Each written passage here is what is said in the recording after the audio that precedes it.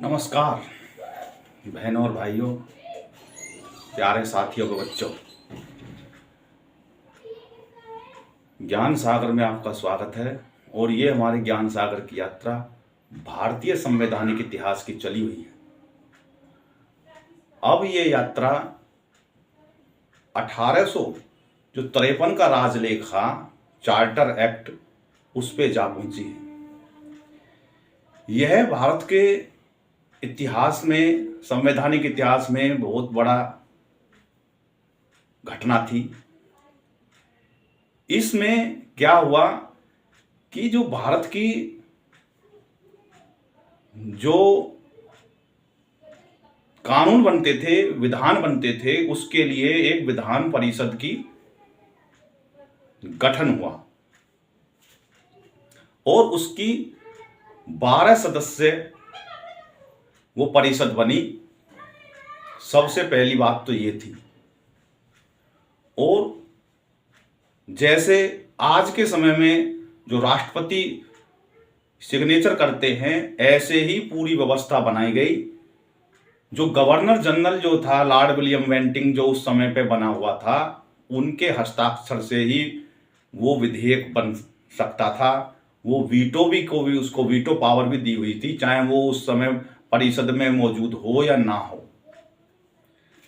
और इस चार्टर के माध्यम से ये जो विधान परिषद थी, ये सशक्त हुई।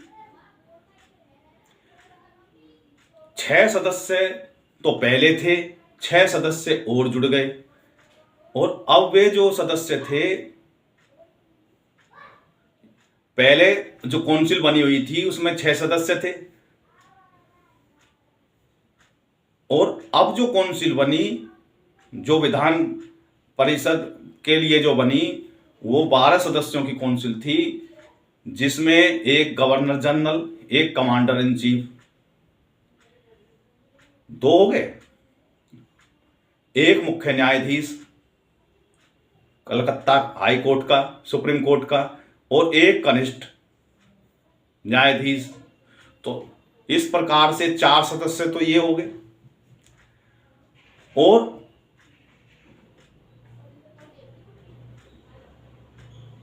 कलकत्ता, बंगाल,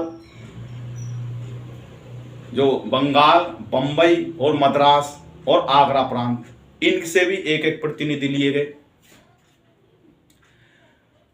इस प्रकार से, और वो पहले सदस्य थे, कुल मिला के 12 सदस्य इसमें बन गए। दूसरा, इस चार्टर में क्या था कि कार्यपालिका को विधायिका से, जो विधायिका को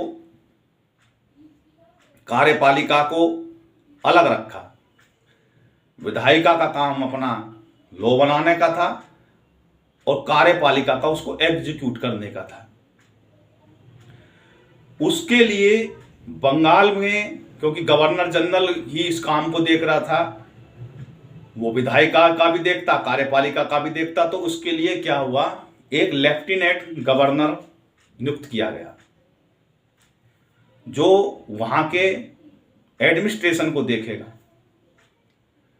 और एक जो बोर्ड ऑफ डायरेक्टर थी, जो कंपनी के लिए बनी हुई थी, 24 सदस्यों की दल थी, जो 1600 ईस्वी से ही वो आई हुई थी। साथ में उनके सदस्यों की संख्या जो 24 थी, वो घटा के 18 कर दी गई। और 18 में से भी जो 6 सदस्य थे, उनकी नियुक्ति भी क्राउन के हाथ में कर दी गई। यानी कि पहले ही उनके 6 सदस्य घटा दिए, उसके बाद में से फिर उनसे 6 सदस्य की जो है पावर जो है वो क्राउन के हाथ में आ गई। इस प्रकार से उनकी धीरे धीरे शक्ति, वो जो ईस्ट इंडिया कंपनी के जो बोर्ड ऑफ डायरेक्टर थे, उनकी कम करते चलेगी। तो ये आगे जाके जो ब्रिटिश सरकार थी, क्राउन था, उसका सीधा भारत की राजनीति, भारत की जो उसमें जो है राजनीति में दखल बढ़ गया। और 1857 की क्रांति के बाद में वो ईस्ट इंडिया कंपनी खत्म कर दी गई और सीधा जो है क्राउन के अंडर में भारत का ये जो है जो भी अधिकार, जो भी उन्होंने कब्जा कर रखा था, वो पूरा देश क्राउन के अंडर में आ गया था।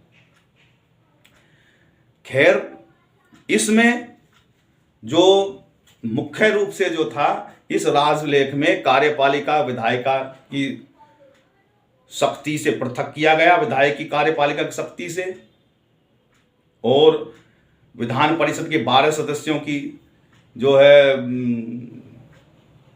वो बनाई।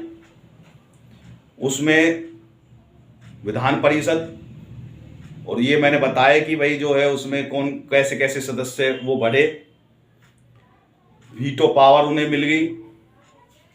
और क्या हुआ इसमें, अब ये जो विधान परिषद थी, इसको पूरे संपूर्ण भारत के लिए लॉ बनाने के लिए, भारत में ही बनाने के लिए सीधी लेजिस्लेटिव काउंसिल का, ऑल इंडिया लेवल की लेजिस्लेटिव काउंसिल का स्थापना हो गई। और एक ये विशेष तंत्र बन गया विधि निर्माण के लिए, जिस विशेष प्रक्रिया उसकी थी, भाई कैसे कैसे, जैसे आज के समय में विधेयक बनते हैं, उसकी पूरी प्रक्रिया होती है, चर्चा होती है, वोट होती है, सब कुछ होता है, सारा कुछ तंत्र एक स्थापित हो गया। तो इस हिसाब से जो है, और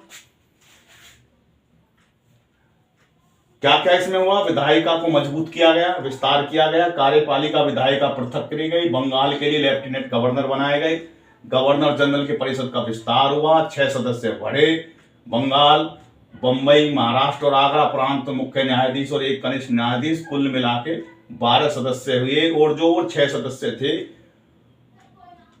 जो बढ़े, ये तो 6 थे, और 6 और जो सदस्य थे, जो यहां पे जिस जगह को इन्होंने कब्जा कर रखा था, उसमें बंगाल और बिहार ये हो गए, इनके सबके जो थे एक एक प्रतिनिधि, जो क्षेत्र से एक एक प्रतिनिधि भी लिया गया। तो 6 तो ये थे, 6 को मिला के 12 सदस्य इस प्रकार से वो बने। निदेशक मंडल के जो 24 सदस्य थी घटाकर 18 कर दी गई, और उनमें से भी 6 सदस्य क्राउन नियुक्त करने का अधिकार मिल गया। और एक सबसे महत्वपूर्ण जो बात इसमें थी, वो थी जैसे आज आईएएस के टेस्ट होते हैं, ऐसे ही सिविल सर्विस सेवा जो थी वो शुरू हुई, खुली भर्ती की प्रतियोगिता होने लगी, और भारतीयों के लिए भी उसके लिए द्वार खुल गए। और वो कोई भी भारतीय उसमें जो उसकी क्वालिफिकेशन थी उसके हिसाब से वो उसमें भर्ती में भाग ले सकता था। सुभाष चंद्र बोस जो थे नेताजी, उन्होंने भी ये टेस्ट पास करा था। ऐसे ही और बहुत से थे जिन्होंने ये टेस्ट पास करे थे सिविल सर्विस के। तो इस प्रकार से ये जो 1853 का चार्टर था, वो भारत में विधि निर्माण के क्षेत्र में एक तंत्र को बनाया, संसद रूपी एक तंत्र बना, विधान परिषद का स्वरूप जो है उसको मिला, विधि निर्माण की प्रक्रिया यहीं होने लगी। इस प्रकार से ये जो 1853 का चार्टर था, एक्ट था, ये जो है भारत में विधि निर्माण के लिए काफ़ी प्रगति लेके आया। तो आगे जो है हम बताएंगे वो 1858 का जो भारत सरकार अधिनियम आया उसके बारे में बताएंगे, क्योंकि ये जो है 53 का जो भी कुछ बढ़ा वो आगे 1857 की क्रांति का बिगुल फूट गया था, और सैन्य विद्रोह आपस में गदर हो गए थे, और ये उसको गदर को अंग्रेजों ने दबाया हमारी आपसी फूट के कारण। और बाद में 1858 का जो है भारत सरकार अधिनियम बन के आया, और उस पे हम अगली वीडियो में बताएंगे। इस वीडियो में इतना ही। भारत माता की जय। जय हिंद, जय भारत। वीडियो को लाइक करें, चैनल को सब्सक्राइब करें। बहुत बहुत धन्यवाद।